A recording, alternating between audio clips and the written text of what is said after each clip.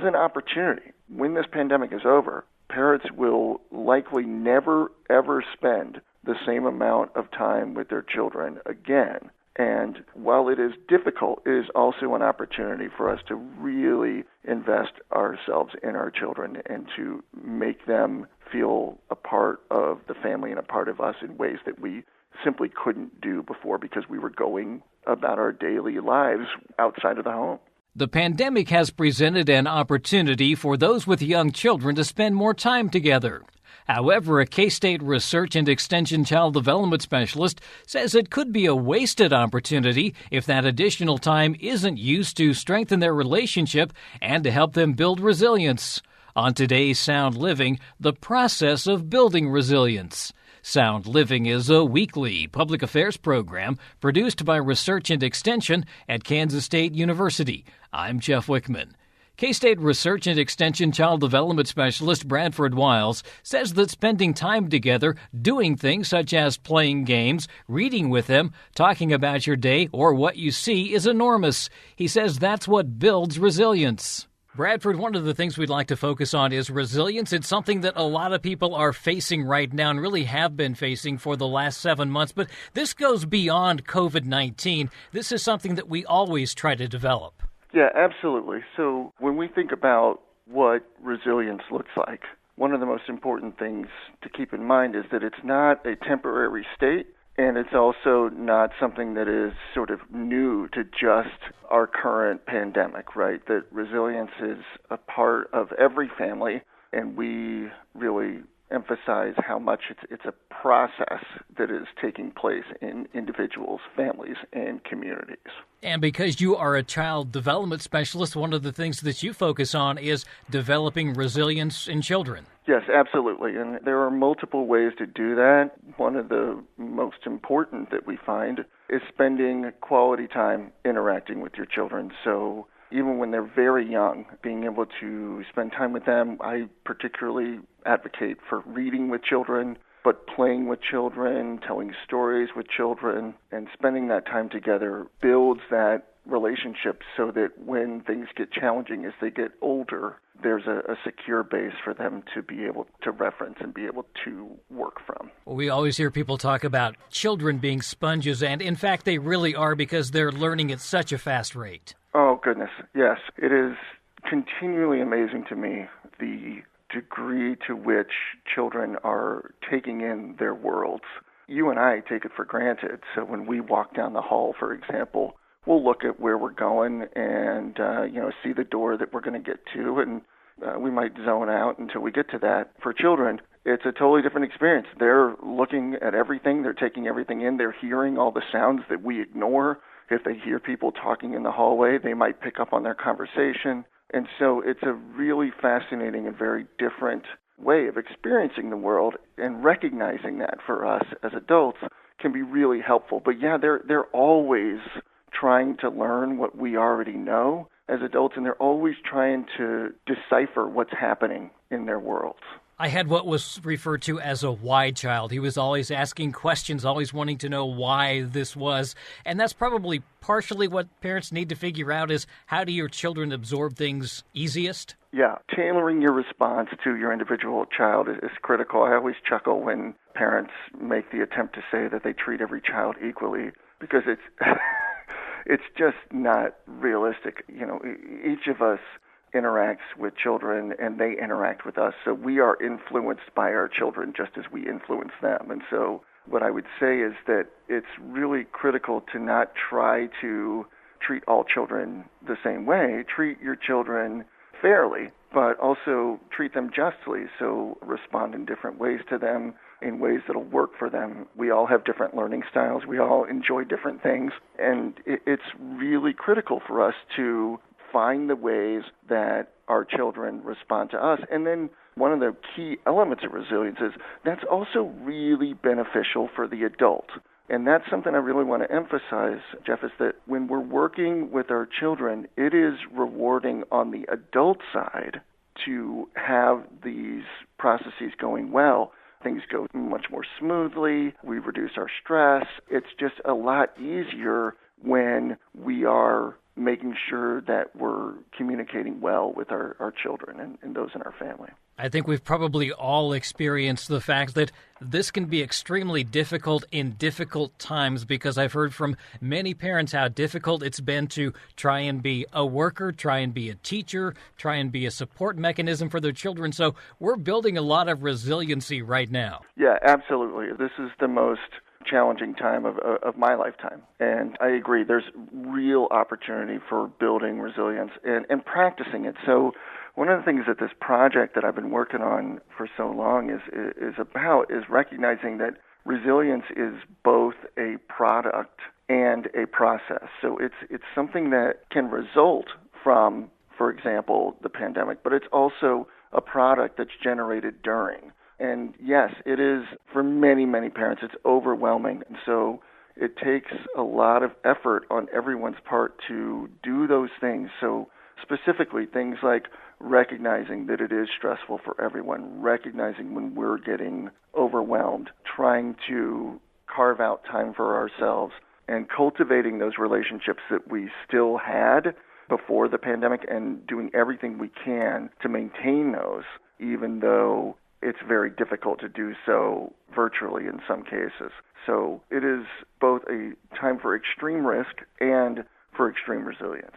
We've talked about this in the past, but the fact that adults are role models for their children. So this is a time when we need to be showing them how we're overcoming, how we're adapting to changing situations. Yes, there's no question about that. And I do want to encourage parents who are listening to recognize that they're not going to be perfect, and nobody expects that. One of the biggest elements of all of this is forgiving oneself for the mistakes that you make, because you're going to make mistakes. But yes, we are the role models. We are the people that our children are looking to for guidance on how to manage things, how to handle our emotions, how to handle relationships, how to handle the extreme stress, and even the minor things like how to handle wearing a mask, how to handle where we go, how long we visit with people if we do, those kinds of things. All of these things are part of our modeling, and so recognize that you're always modeling, and even in the things that you don't think matter at all, they do to children. Getting back to the hallway example, the other doors that you're not going to don't matter to you, but for children, those doors matter. And that's the same sort of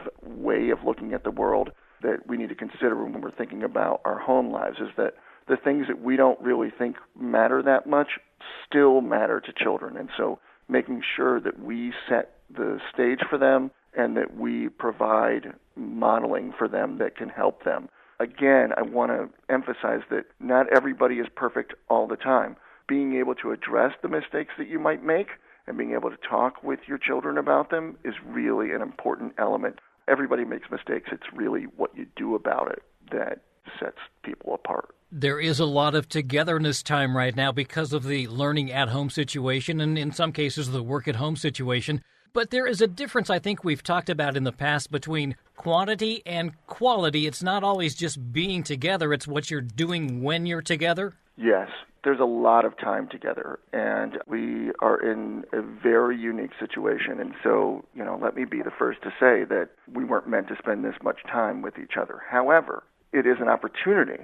And it's one thing to sit on the couch and be on your phone and not pay attention, and another thing entirely to spend time together doing things, playing, talking about our days, talking about what we see, what we're excited for. So just, all those things, interacting with your children, that quality time is just enormous, and that builds resilience. That is what builds resilience.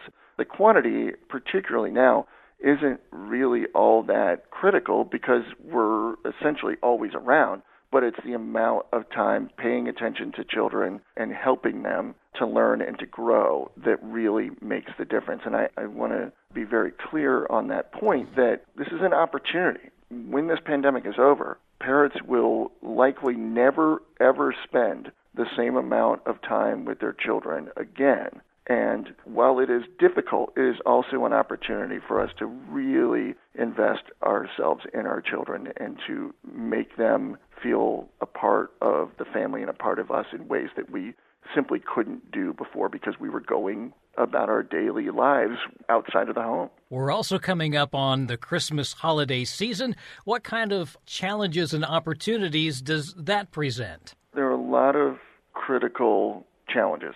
First, the holidays are holidays of gathering, and so the challenge, of course, is to provide our children with the understanding of why gathering is not something that we should be doing for ourselves, but also for our families and for our communities. And so it's probably best for us to just not participate in gatherings outside of the people that we already spend time with because of the risk to ourselves. And then, there are also really good opportunities here. So we know that unemployment is gigantic right now. We know that people are really struggling. And so there's a real opportunity to contribute to charitable organizations, to donate toys, to donate meals, if we're in a position to do so. And we know that food security is such a critical issue during this pandemic. And so there are real opportunities to teach our children about resilience and about what people need and about how fortunate we are. And then also on the other side, if you're feeling vulnerable, if you are vulnerable, if you need food support, this is an opportunity to recognize that and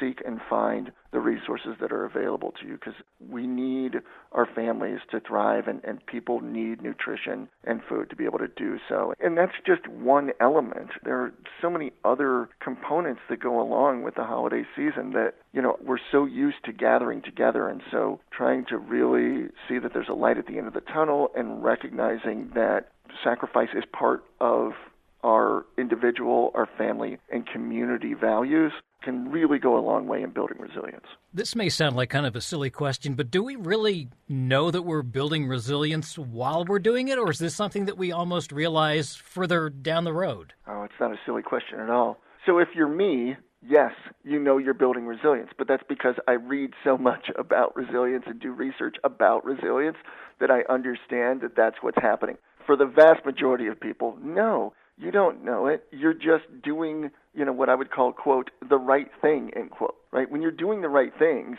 you're building resilience, but that's not your focus. You're not thinking, okay, I'm going to build resilience now, right? That's not how it works. If you just say, I'm going to play a board game with my family, that's just playing a game. But that activity is an element of building resilience. When you talk with your children about family resources, time, money, and talent, those kinds of things. You're not setting out to go, okay, I'm going to build resilience. I mean, you can do that, but it's not really how we operate. But it's, hey, I'm going to teach my kids about the value of $1. That's building resilience. When you're practicing safe hygiene and safe health practices, you're building resilience in your family. And so there are key indicators of that. We know that, for example, children that engage in shared reading with their parents tend to have better social-emotional development, tend to do better academically, and are better problem solvers.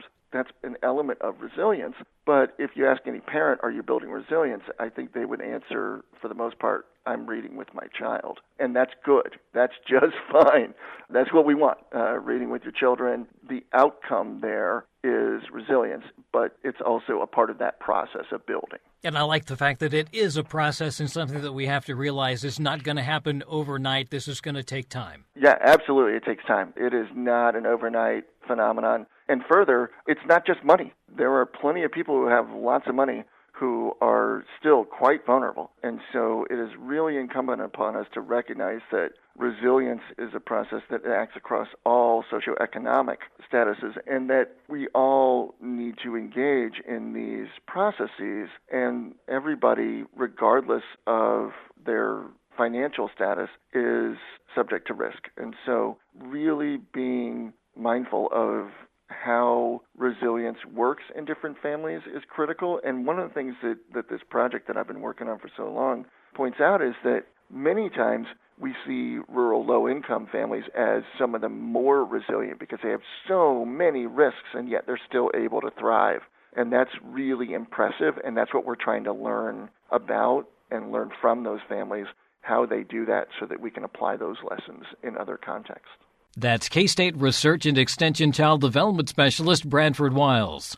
More information on building resilience is available at county and district extension offices and on the extension website, ksre.ksu.edu.